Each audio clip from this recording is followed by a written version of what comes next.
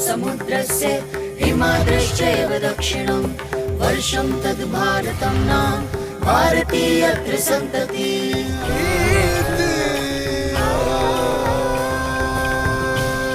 मैं मुकुंद आप सभी का स्वागत करता हूं मेरे स्टडी चैनल PSRM स्टडीज में।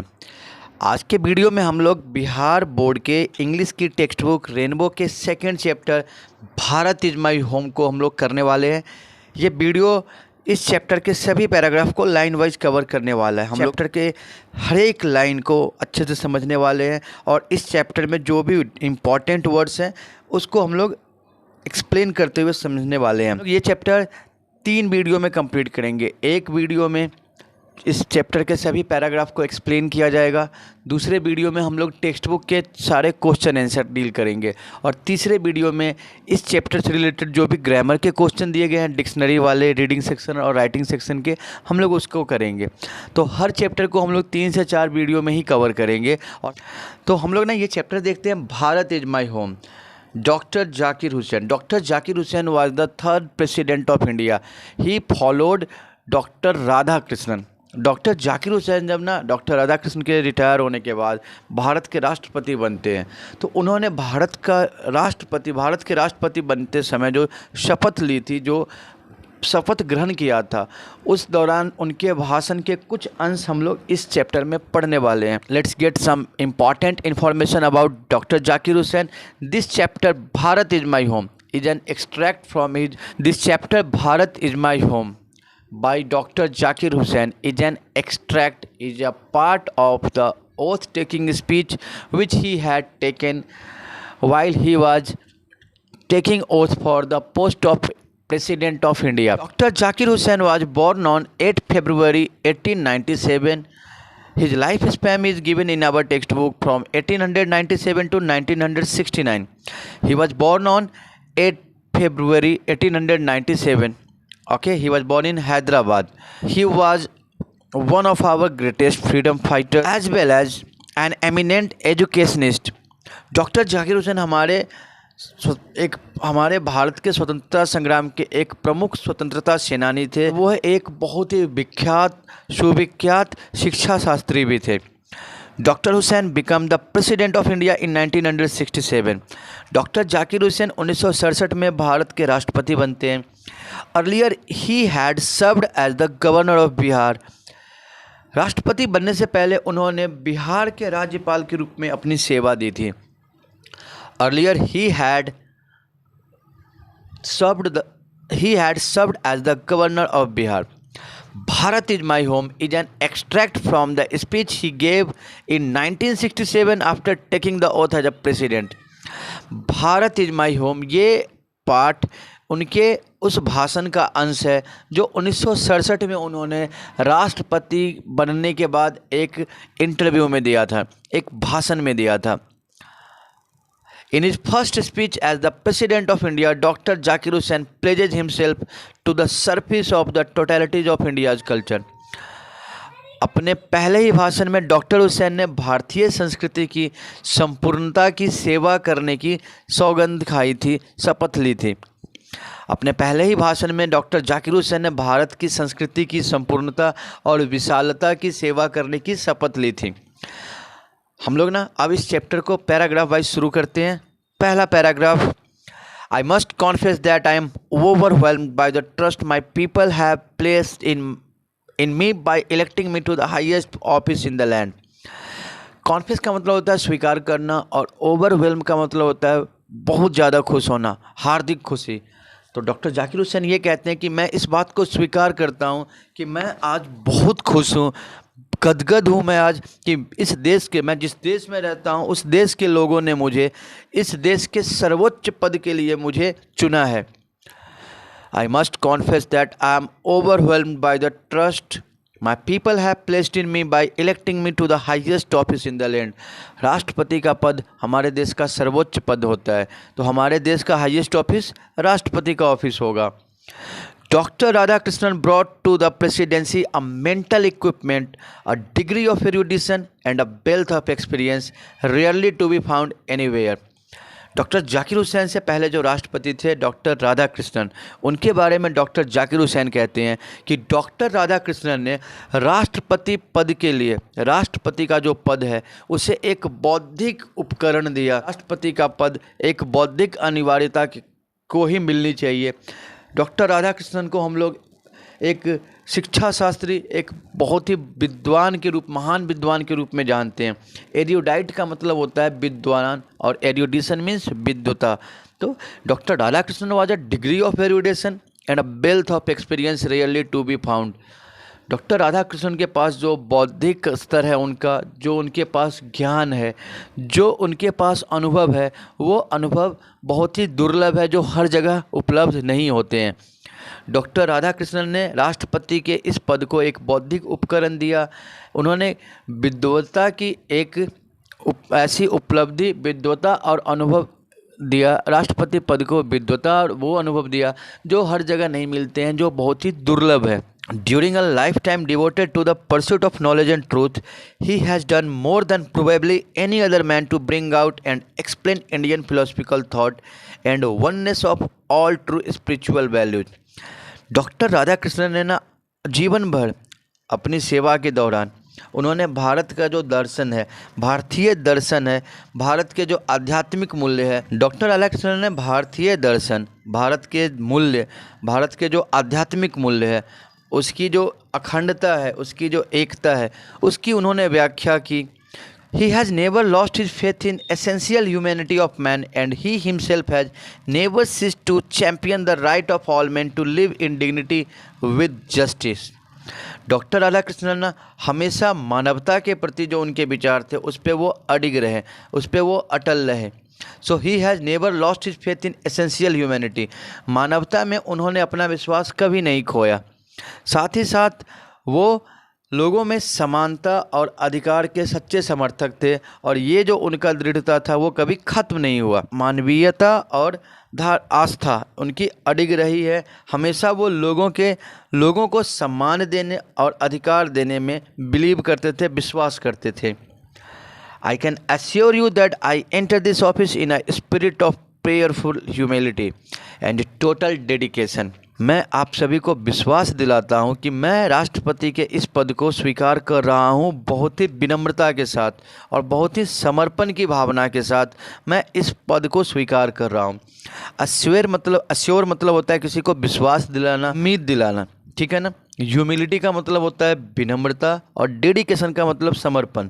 तो मैं लोगों को, भारत के लोगों को यह विश्वास दिलाता हूं कि मैं ये जो पद स्वीकार कर रहा हूं वो बहुत ही विनम्रता के साथ और समर्पण की भावना के साथ स्वीकार कर रहा हूं। I have just taken the oath of loyalty to the constitution of India. मैंने अभी भारत के संविधान की शपथ ली है। देखिए, जब हमारे यहाँ पे राष्ट्रपति, प्रधानमंत्री या जो भी महत्वपूर्ण पद पे कोई व्यक्ति नियुक्त होते हैं तो वो भारत के संविधान की शपथ लेते हैं। तो डॉक्टर जाकिर हुसैन भी अभी भारत के संविधान के प्रति वफादार रहने की शपथ लिए हैं। ये उसी के बारे में कह रहे हैं। I have just taken the oath of loyalty to the constitution of India. It free citizens have is the constitution of a comparatively new state which first time in history given to themselves.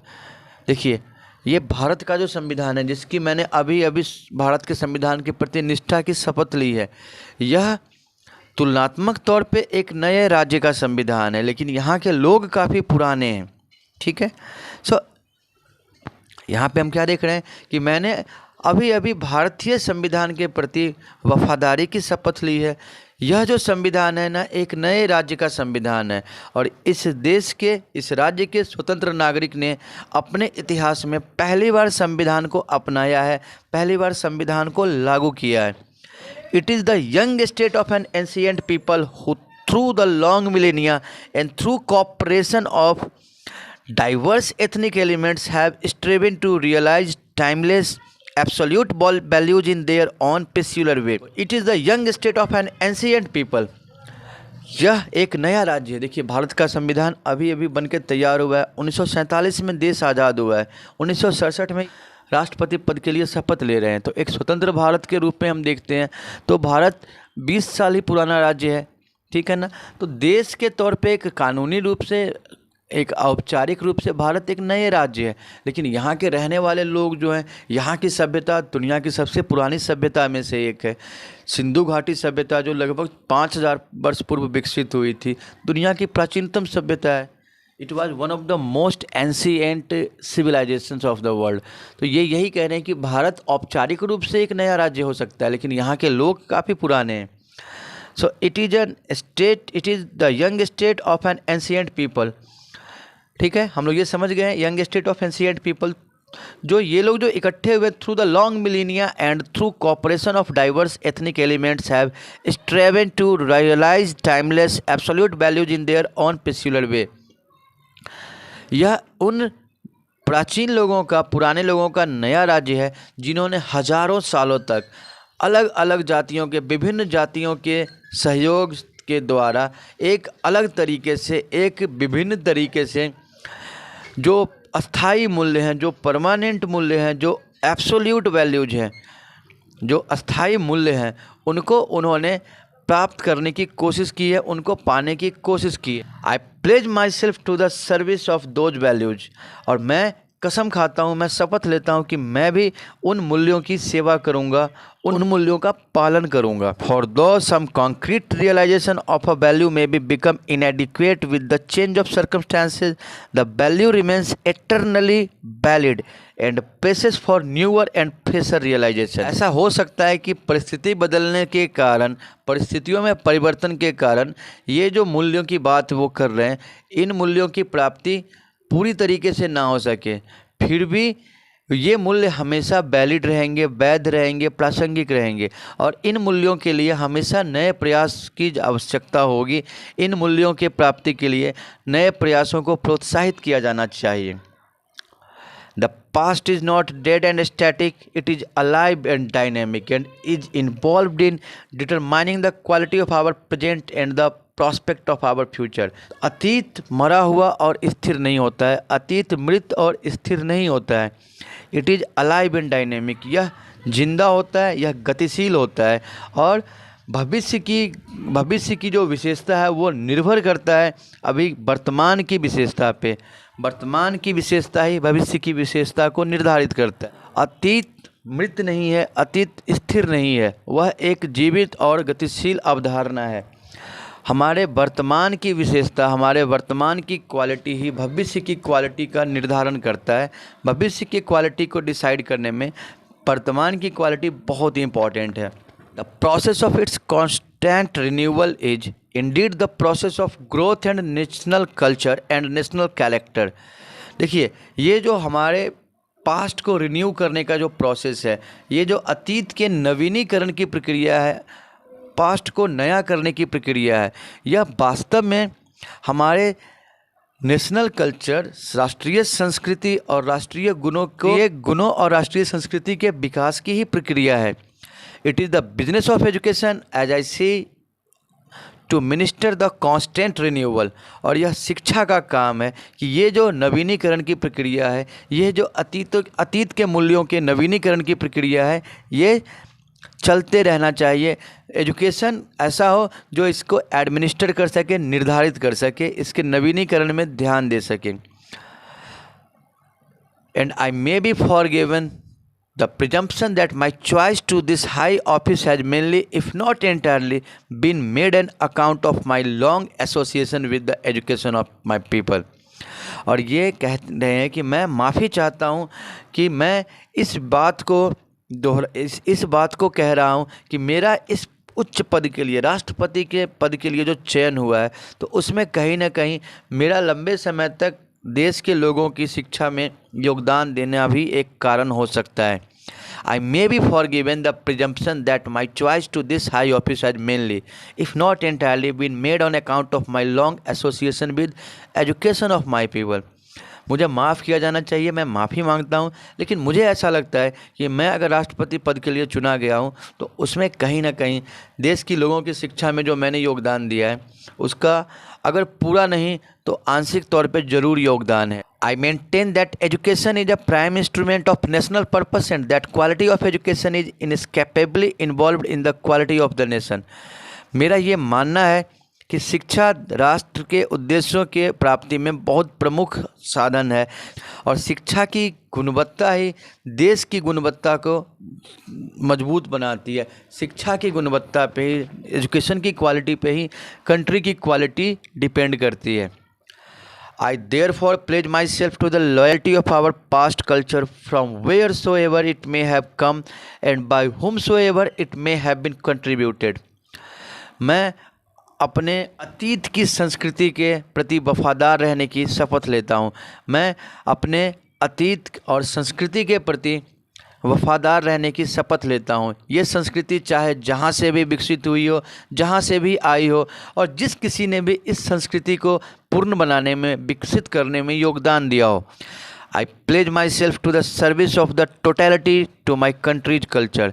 हमारे देश का जो culture है, जो संपूर्णता लिए हुए है, जहाँ पे विभिन्न धर्म के लोग, भाषा के लोग, जहाँ पे धर्म, भाषा, संस्कृति के आधार पर विभिन्नता है, ये भारत की जो टोटलिटी है, मैं उस टोटलिटी, उस संपूर्णता की सेवा करने की शपथ लेता हूँ। I pledge my loyalty to my country irrespective of religion और लैंग्वेज। मैं अपने देश की सेवा की शपथ लेता हूँ। I pledge my loyalty to my country. मैं अपने देश के प्रति वफादार रहने की शपथ लेता हूँ। Irrespective of religion and language, भाषा और धर्म से परे मैं अपने देश की सेवा की शपथ लेता हूँ। Pledge myself to work for it strength and progress and for the welfare of its people without distinction of caste, colour and creed. अपने देश की मजबूती और प्रगति की शपथ लेता हूँ, साथ ही यहाँ के रहने वाले लोगों के कल्याण की शपथ लेता हूँ। मैं अपने देश के लोगों की जाति, रंग, नस्ल, पंथ आदि किसी भी प्रकार के भेदभाव किए बिना सभी नागरिकों की, देश के सभी लोगों की सेवा का प्रण लेता हूँ। I pledge myself to work for its strength and progress and for the welfare of its people without distinction of caste, colour और क्रीड। जाति, धर्म और पंथ के भेदभाव के बिना मैं अपने देश के सभी लोगों के विकास, सभी लोगों के कल्याण की शपथ लेता हूँ। मैं अपने देश के एकता की शपथ लेता हूँ। The whole of Bharat is my home and its people are my family. Bharat के लोगों ने मुझे राष्ट्रपति के पद के लिए चुना है, इस देश के सर्वोच्च पद के लिए चुना है। इस नाते पूरा भारत, संपूर्ण भारत मेरा घर है और यहाँ पे रहने वाला हर व्यक्ति मेरा परिवार है। The whole of Bharat is my home and its people are my family. The people have chosen to make me the head of this family for a certain time. यहाँ के लोगों ने एक निश्चित समय के लिए मुझे इस परिवार का सर्वोच्च सदस्य चुना है। The people have chosen to make me the head of this family. इस परिवार के लोगों ने, ये जो विशाल परिवार है भारत, यहाँ के लोगों ने इस परिवार का मुझे सदस्य चुना है, अध्यक्ष चुना है कुछ समय के लिए। हमें पता है हमारे देश में राष्ट्रपति का पद 5 साल के लिए होता है, तो अगर ये 5 साल के लिए निर्धारित हुए हैं, राष्ट्रपति के पद पे हैं, तो भारत के ये सर्वोच्च पद पे हैं। It shall be my earnest endeavour to seek to make this home strong and beautiful. मेरा हमेशा यह प्रयास होगा, मैं गंभीर प्रयास करूँगा कि मैं इस घर को बहुत मजबूत और सुंदर बनाऊं। A worthy home for the people engaged in the fascinating task of building up a just and prosperous and a graceful life. मैं ऐसा घर बना सकूं भारत को जो रहने के योग्य हो, जो न्याय संगत हो, जहाँ पे जस्ट हो, जहाँ पे प्रगति हो, प्रॉस्परस हो, जहाँ पे सौंदर्य हो।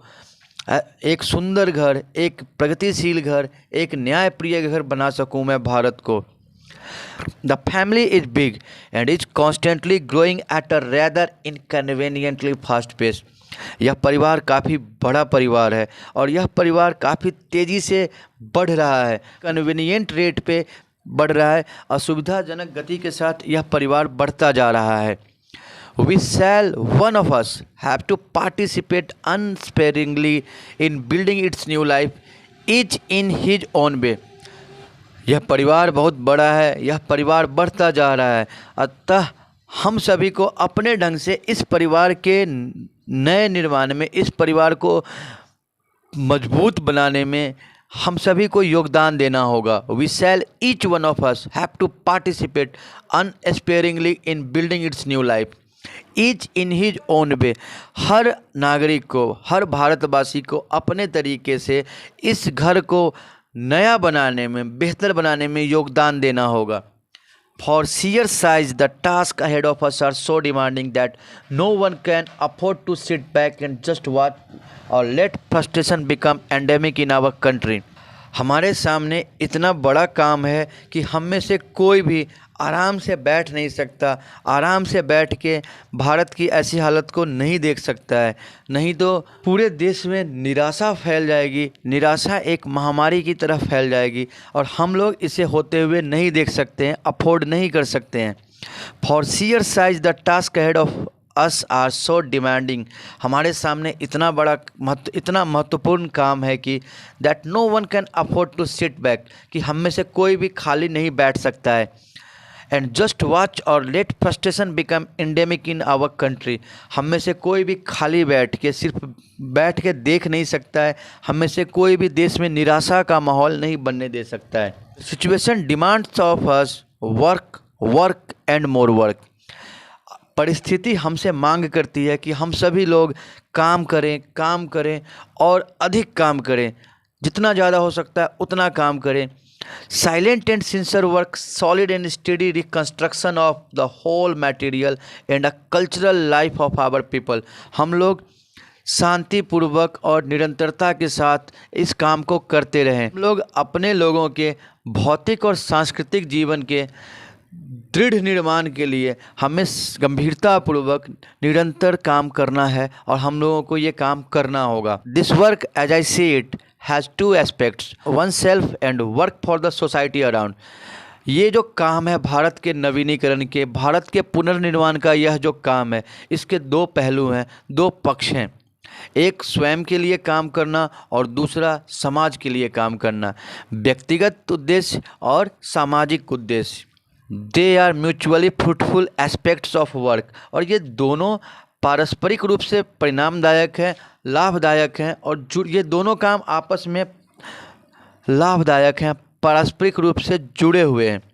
The work on one self is to follow the urge towards moral development as a free person and under self imposed discipline which alone can render the development possible. हमारा जो व्यक्तिगत उद्देश्य के लिए काम करना है, पर्सनल मोटिव के साथ जो काम करना है, यह काम हमें आत्म संयम के माध्यम से हमारे अंदर नैतिक विकास करता है। तो एक बार फिर से देखते हैं इस लाइन को। The work on one's self is to follow the urge towards moral development as a free person. यह जो काम है, ये हमारे अंदर नैतिक विकास करने की इच्छा को प्रेरित करता है। And under self imposed discipline, और हमें स्वयं से अनुशासित करता है। Which alone can render that development possible, और इसी के माध्यम से विकास को संभव किया जा सकता है। स्वयं के लिए काम करना, स्वयं को आत्मसंयम करना ही स्वतंत्र व्यक्ति के रूप में नैतिक विकास में योगदान दे सकता है और नैतिक विकास के माध्यम से आत्म अनुशासन के द्वारा ही विकास संभव है।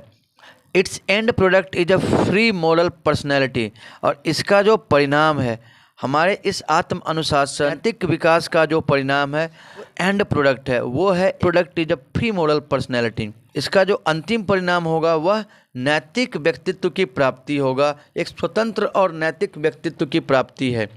We can neglect the end product only at our peril. हम स्वतंत्र और नैतिक मूल्यों की अवहेलना कर सकते हैं, उसे निगलेक्ट कर सकते हैं, लेकिन ऐसा हमें अपने स्वयं के जोखिम पे करना होगा। अगर हम नैतिक मूल्यों को और स्वतंत्रता और अनुशासन को इग्नोर करते हैं, नकारते हैं, तो इसकी कीमत हमें भविष्य में, इसकी गंभीर कीमत हमें चुकानी पड़ सकती है भविष्य में। This end product can not sustain itself without seeking the exercising itself to bring about the approximation of the society to which it is privileged to serve to a better, a juster, a more graceful way of life। ये जो अंतिम परिणाम है, ये जो and product है, ये समाज के बिना जिंदा नहीं रह सकता है, और यह तभी संभव होगा जब हर व्यक्ति समाज में न्याय और समाज को सुंदर बनाने के लिए काम करे। नैतिक विकास, अनुशासन, ये तभी संभव है अगर ये नहीं होगा तो समाज सार्थक नहीं होगा, समाज का अस्तित्व नहीं रहेगा। और ऐसा समाज के अस्तित्व के लिए नैतिक अनुशासन, स्वतंत्रता आवश्यक है। और ये तभी संभव हो सकता है जब सभी व्यक्ति समाज में न्यायपूर्ण और सुंदर जीवन के लिए प्रयासरत हो। The individual can not grow in full perfection without a corresponding advance of collective social existence. कोई भी व्यक्ति समाज के विकास के बिना स्वयं का विकास नहीं कर सकता है। व्यक्ति का संपूर्ण विकास तब तक नहीं होगा जब तक कि सामूहिक और सामाजिक विकास नहीं हो। Let us resolve to get wholeheartedly engaged in these two aspects of work, individual and social। तो हम सभी मिल के इस काम में पूरे दिल से let us resolve to get whole, हम सभी लोगों को रिजोल्यूशन लेना चाहिए। हम सभी लोग इस काम में दिल लगा के, मन लगा के शामिल हों और इस काम के जो दोनों पहलू हैं, इंडिविजुअल और सोशल, व्यक्तिगत और सामाजिक, हम दोनों पहलू पे काम करें। दोनों पक्ष पे काम करने की कसम खाते हैं, हमें कसम खाना चाहिए। हम सभी लोग कसम खाएं कि हम लोग मिल के इंडिविजुअल और सोशल दोनों पहलू पे काम करेंगे। This dual effort will give to the life of our state a special flavour. ये जो हम लोग दोहरा प्रयास कर रहे हैं इंडिविजुअल और सोशल डेवलपमेंट का, इसका हमारे देश पे एक महत्वपूर्ण प्रभाव होगा। ये हमारे देश को अपने विशेष सुगंध से प्रभावित करेगा, एक अच्छा परिणाम देगा। For the state to us will not be just an organisation of power but a moral organisation. राज्य के रूप में यह सिर्फ शक्ति का एक संगठन नहीं होगा, शक्ति का एक संपन्न संगठन नहीं होगा, बल्कि राज्य एक नैतिक संगठन भी होगा। It is a part of national temperament and inheritance from the great leader of our liberation movement Mahatma Gandhi that power should be used only by moral purpose. देखिए यहाँ पे सेन ये कह रहे हैं निर्वाचित जनप्रतिनिधियों का समूह ना हो, सरकार सिर्फ विभिन्न संस्थाओं द्वारा शासन करने की प्रणाली ना हो, बल्कि सरकार को संचालित करने वाले जो मूल्य हो वो नैतिक होने चाहिए। इसीलिए सरकार एक शक्तिशाली संगठन नहीं है, बल्कि एक नैतिक संगठन होना चाहिए। और यही हमारा जो राष्ट्रीय स्वाधीनता संग्राम है वो उसके मूल्य में भी हम लोग यही देखते हैं। यही विचार हमारे स्वतंत्रता सेनानियों का था। It is a part of national temperament and inheritance from the great leader of our liberation movement. यह हमारे उन महान क्रांतिकारियों, उन महान स्वतंत्रता सेनानियों के आंदोलन की विरासत है, उन्हीं के विचार है, हिस्सा है। Mahatma Gandhi that power should be used only by, Mahatma Gandhi का विचार था कि पावर हमेशा नैतिक रूप में, शक्ति का प्रयोग नैतिकता के साथ होना चाहिए, क्योंकि शक्ति बिना नैतिकता के विध्वंसकारी होती है। The peace of the strong is what we shall dedicate our self to work for. यह जो शक्ति का सिद्धांत है, हम इसके लिए कार्य करने की इसी के लिए हम शक्ति के सिद्धांत की, शक्ति और नैतिकता का यह जो सिद्धांत है उसके लिए कार्य करेंगे, उसके लिए स्वयं को समर्पित करेंगे। I have full faith in my people that they will bring forth the energy requisite for the satisfactory performance of this dual task। मुझे अपने लोगों में पूरा विश्वास है कि इस काम को करने के लिए जिस ऊर्जा की आवश्यकता है, रिक्विजिट का मतलब नेसेसिटी, आवश्यकता, और ब्रिंग फोर्थ का मतलब होता है उत्पन्न करना, प्रोड्यूस करना। तो इस काम के लिए जितनी ऊर्जा की आवश्यकता है, मुझे भरोसा है कि मेरे देशवासी, मेरे लोग उस आवश्यकता को पूरा करेंगे।